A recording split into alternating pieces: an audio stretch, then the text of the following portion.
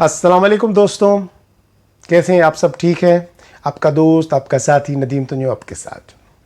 दोस्तों, आज के एपिसोड का स्टार्ट भी सेम उसी तरीके से एक छोटी सी स्टोरी से करता हूं। ये स्टोरी है एक सेल्समैन की जो कि शूज़ की दुकान पे काम करता था। बहुत अच्छा था उसका, कस्टमर्स के साथ एटीट्यूड बहुत अच्छा था। जो कस्टमर आता था उसका गर्दीदा हो जाता था। वो कहता था कि यार बहुत अच्छा बंदा है ये।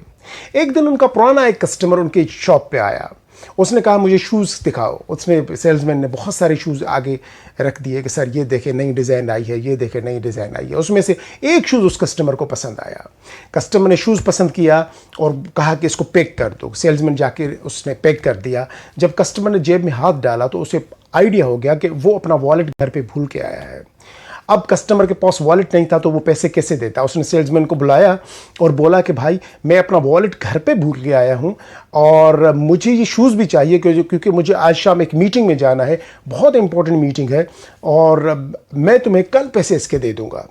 मैं आपका इतना पुराना कस्टमर हूँ, आप मुझे जानते तो हो। उसने कहा सर मैं तो मुलाजिम हूँ, मैं मालिक से पूछ के अभी आपको बताता हूँ, 2 मिनट सिर्फ आप सब्र करें, इंशाल्लाह काम हो जाएगा। सेल्समैन भागा भागा अपने मालिक के पास गया। मालिक को बोलने लगा कि सर वो हमारे कस्टमर बैठे हुए हैं, उन्होंने शूज़ पसंद किया, मैंने शूज़ पैक भी कर दिया, लेकिन जब उन्होंने पैसे निकालने के लिए जेब में हाथ डाला तो वॉलेट अपना घर पे भूल आए हैं। अब उनके पास पैसे नहीं हैं। वो कह रहे हैं कि आप मुझे शूज़ दे दें, कल मैं आपको आके पैसे दे दूँगा। मालिक ने कहा कि देखो यार, मेरी दुकान का एक असूल है कि मैं उधार नहीं देता है, इस वजह से मैं उस उधार के असूल को तोड़ूंगा नहीं।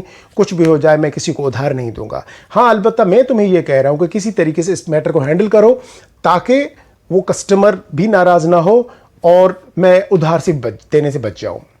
अब सेल्समैन परेशान हुआ कि मैं क्या करूं। अब रास्ते में जाते हुए एक उसके जहन में आइडिया आया। वो गया, उसने जो शूज़ था उठाया और उस कस्टमर को दे दिया। कस्टमर शूज़ लेके दुकान से निकल गया और घर आया। घर आके जब कस्टमर ने शूज़ देखा तो वो थोड़ा सा परेशान हो गया। वजह ये थी कि शूज़ के अंदर जो 2 पेयर थे वो डिफरेंट नंबर्स के थे। एक का नंबर 8 था और दूसरे का नंबर 7 था। अब क्योंकि सेल्समैन ने वहाँ से जो उसको शूज़ दिया था, कस्टमर ने सोचा कि शायद सेल्समैन से गलती हो गई। उसने दोनों पेयर जो है वो एक नंबर के डालने के बजाय एक नंबर 7 का डाल दिया, दूसरा नंबर 8 का डाल दिया। तो मैं कल जाऊंगा और उसको बोलूंगा जाके सेल्समैन को, यार तुमसे ये गलती हो गई। ऐसा ही हुआ। दूसरे दिन ये कस्टमर शूज़ लेके दुकान पे गया और सेल्समैन को बोला कि कल यार तुमने जो मेरे शूज़ पैक किया था, तुम्हें उसमें पैकिंग में गलती हो गई, तूने ये मुझे चेंज करके दोनों 8 नंबर दे दो। और उसने वॉलेट में से पैसे निकाले उस सेल्समैन को दे दिए। सेल्समैन ने पैसे लेके मालिक को दे दिए और शूज़ चेंज करके इसको दे दिया। कुछ देखा आपने पूरी स्टोरी में? अब वो जो सेल्समैन था उसके लिए 2 ऑप्शन थे। ना वो अपने पुराने कस्टमर को जाने दे रहा चाह रहा था, ना वो मालिक का रूल ब्रेक करना चाह रहा था। यानी कि जो कंपनी का प्रोसीजर है, आप जिस कंपनी में काम करते हैं, आप जिस जगह काम करते हैं, वो उसको प्रोसीजर को भी फॉलो कर रहा था, वो कंप्लायंस भी कर रहा था प्रॉपर तरीके से, और वही बंदा अपने कस्टमर को भी नाराज नहीं कर रहा था। तो उसने टेक्निकल तरीके से यह किया कि जब वो शूज़ लेके कस्टमर के पास जा रहा था ना, उस वक्त उसने वो जोड़ी तब्दील कर दी थी।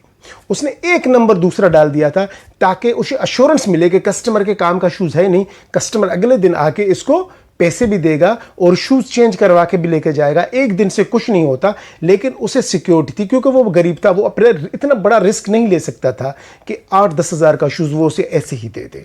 तो एक एज ए सेल्समैन आपके ऊपर बहुत भारी जिम्मेदारी आती है कि आपने अपनी कंपनी को भी प्रोटेक्ट करना है, अपनी ऑर्गेनाइजेशन के प्रोसीजर्स को भी फॉलो करना है और अपने कस्टमर को भी सेटिस्फाई करना है। ऐसा नहीं है कि अपने कस्टमर को बोलें कि सर मेरी तो कंपनी का रूल है, मैं क्या करूं, मैं आपको देना चाहता हूं लेकिन कंपनी की रूल की वजह से मैं आपको ये नहीं दे रहा। ऐसा कभी ना कीजिएगा। अगर आप किसी दुकान पे भी काम कर रहे हैं तो भी कोशिश कीजिएगा कि अपने मालिक का जो प्रोसीजर है उसको ज़रूर फॉलो कीजिएगा, अपनी ऑर्गेनाइजेशन, अपनी कंपनी के प्रोसीजर को फॉलो कीजिएगा, लेकिन प्रायोरिटी पे कस्टमर होना चाहिए। ये अब आपके दिमाग की बात है कि आप उसको किस तरीके से, किस खुश असलूबी से उस चीज़ को हैंडल कर रहे हैं, जिस तरीके से इस शूज़ के सेल्समैन ने किया।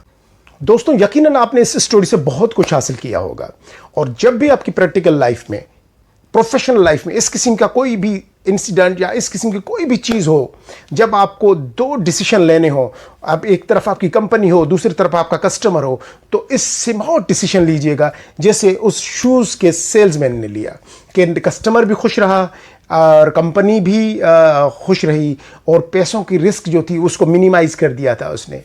तो इजाज़त चाहता हूँ अब मैं आपसे, इंशाल्लाह मिलते हैं कल एक नेक्स्ट एपिसोड में एक नई स्टोरी और नई मोटिवेशन के साथ। तब तक मुझे इजाज़त दीजिए। जाते जाते एक छोटी सी रिक्वेस्ट करूँगा कि मेरा यूट्यूब चैनल ज़रूर सब्सक्राइब कीजिएगा और बेल आइकन को तो ज़रूर हिट कीजिएगा ताकि मेरी हर नई आने वाली वीडियो आपको मिल सके।